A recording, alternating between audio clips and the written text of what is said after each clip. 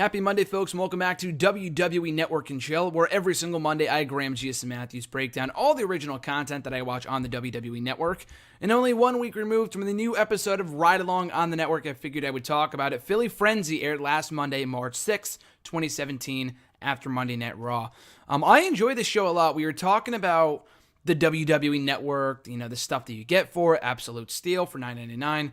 RJ, myself, and a kid we invited over to watch Fastlane with us the prior Sunday, the night prior, and he was talking about the kid had brought up, do people really want to see that kind of stuff, like people just riding along in a car and just kind of driving in a car and talking to themselves? And I mean, personally, I do. Again, that's the beauty of the network, the beauty of the show that I do, WWE Network and Chill, and that you can really pick and choose what you want to watch. You can watch unfiltered, you can watch more groundbreaking stuff like the Stone Cold podcast, the 24 specials.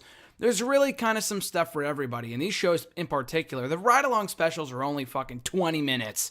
It's really like you watch it while you're eating like a snack or lunch or dinner or whatever.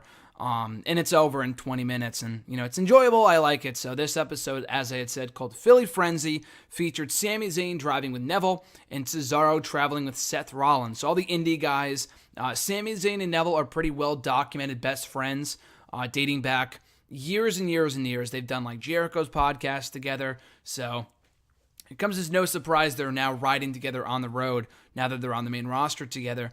Cesaro and Rollins are also well-documented good friends. They've talked about it before. I know they work out together. They were in Ring of Honor together. Again, no real surprise there. So with Ride Along, I'm just going to talk about the things they brought up. This is really a more or less a review of the episode, but I can't really analyze or dissect what they're talking about because it's a fucking car ride. It's not like it's Table for Three or Legends with JBL or the Stone Cold podcast or Unfiltered even, what have you. And this is just a completely laid-back atmosphere. So I'm just going to talk about some of the things that are brought up and see if it entices you to check it out. I do implore you to check it out. I did think it was very good. So anyway, we get Zayn and Neville discussing what got them into wrestling. I mean, these conversations don't go for more than 30 seconds before they go to the next thing.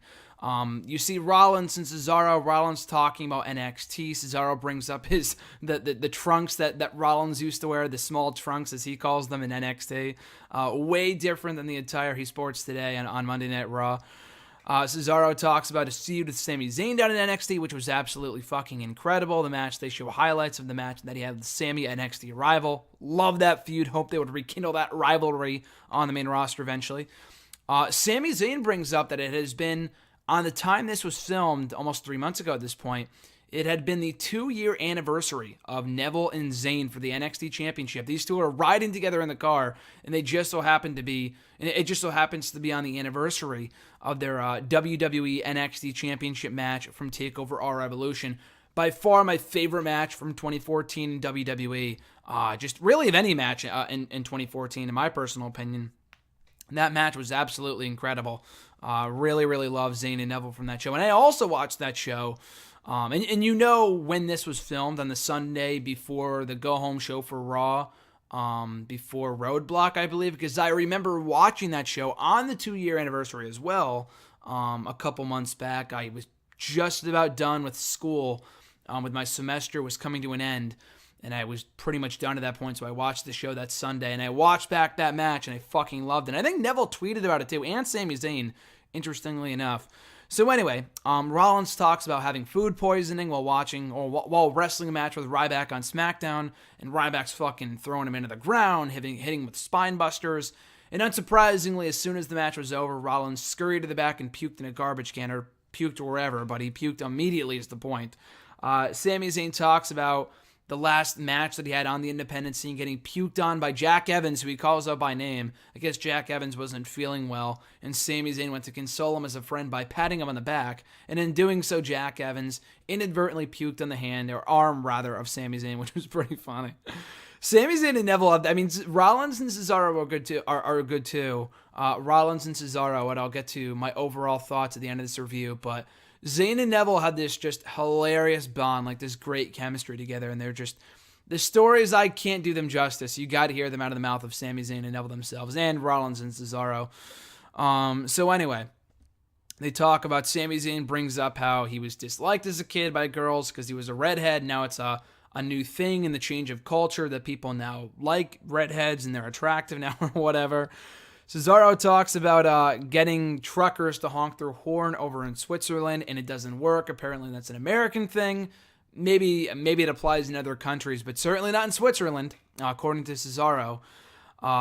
During the course of the car ride, Cesaro gets a call from one of the referees. I know his face, something Bennett, and not Stu Bennett, not Wade Barrett, one of the referees, because this was filmed in December, long after Wade Barrett was gone.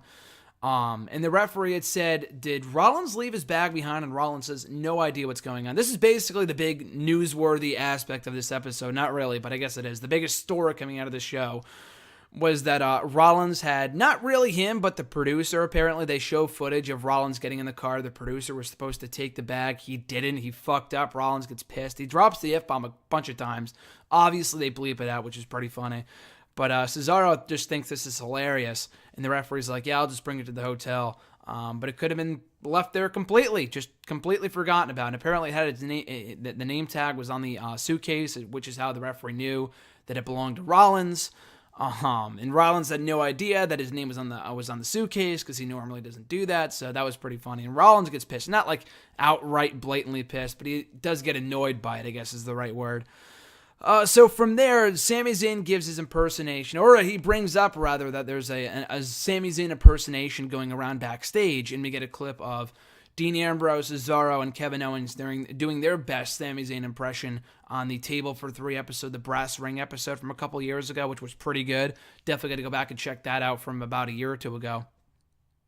They also do Sami Zayn and Neville do their best New York accents, which is by far the highlight of the episode, in my opinion. Neville's is good, but Sami Zayn's is so... Neville's is actually pretty bad, but it's funny. That's why I say it's good. Sami Zayn's New York accent impersonation is so fucking hilarious because it's like spot on, but what he says and the way he says it is just really, really funny. So definitely check that out, if nothing else, from this episode.